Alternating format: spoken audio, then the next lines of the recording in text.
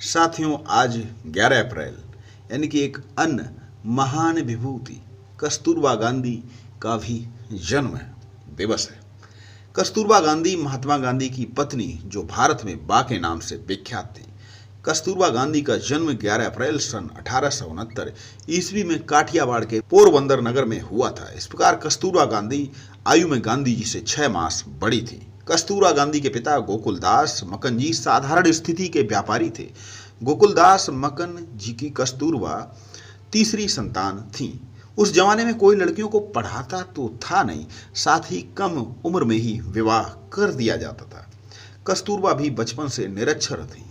7 साल की अवस्था में 6 साल के मोहनदास के साथ उनकी सगाई कर दी गई। 13 साल की आयु में उन दोनों का विवाह हुआ।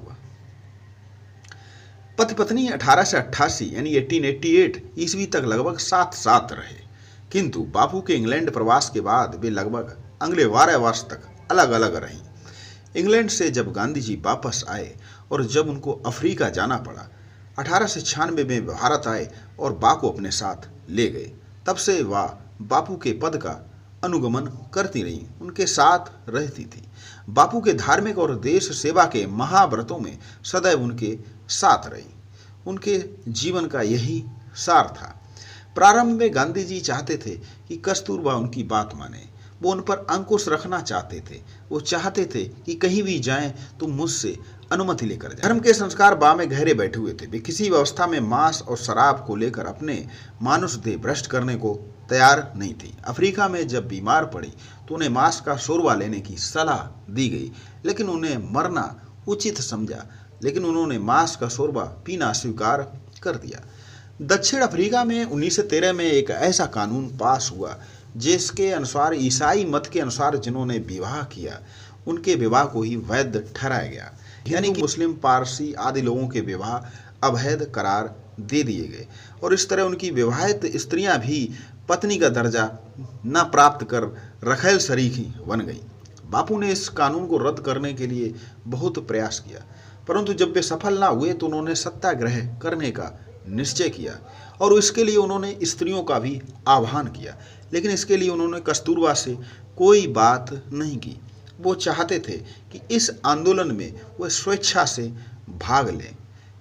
कस्तूरबा जी इस बात पर बड़ा दुखी हुई। इसके लिए उन्होंने उल्हाना भी दिया, लेकिन बाद में फिर वो महिलाओं के साथ सत्याग्रह में शामिल हुई और जेल में भी गई। जेल में जो भोजन मिला वो अखाद्य था। फलाहार देने का निश्चय भी हुआ, लेकिन भोजन आधा पेट ही रहता था। इस तरह जब वो जेल से छूटी तो एक ठठरी मात्र ही रह गई थी। 1922 में जब बापू गिरफ्तार किए गए तो उन्हें 6 साल की सजा हुई। उस समय उन्होंने जो वक्तव्य दिया उन्हें वीरांगना के रूप में प्रतिष्ठित करता है। उन्होंने गांधी जी की गिरफ्तारी के विरोध में विदेशी कपड़ों के त्याग के लिए लोगों का आह्वान किया। बापू का संदेश सुनाने नौजवानों की तरह गुजरात के गांव में घूमती फिरी। 1930 में डांडी कूच और धरसाड़ा के धावे के दिनों में बापू के जेल जाने पर बा एक प्रकार से बापू के अभाव की पूर्ति करती रही। इस तरह उन्होंने अपने जीवन में एक स्वतंत्रता सेनानी की भूमिका अदा की, गांधी जी के साथ कदम से कदम मिलाकर, और एक तरह कहें तो नारियों में, महिलाओं में स्वतंत्रता के प्रति जो भावना थी, जो आग थी, उसको ज्वलंत किया। 9 अगस्त 1942 को बापू आदि के गिरफ्तार हो जाने पर बा ने शिवाजी पार्क में, वहां स्वयं बापू भाषण देने वाले थे, सभा में भाषण देने का निश्चय किया, किंतु पार्क के द्वार पहुंचने पर गिरफ्तार कर ली गई। 2 दिन बाद वे पुणे के आगा खां महल भेज दी गई।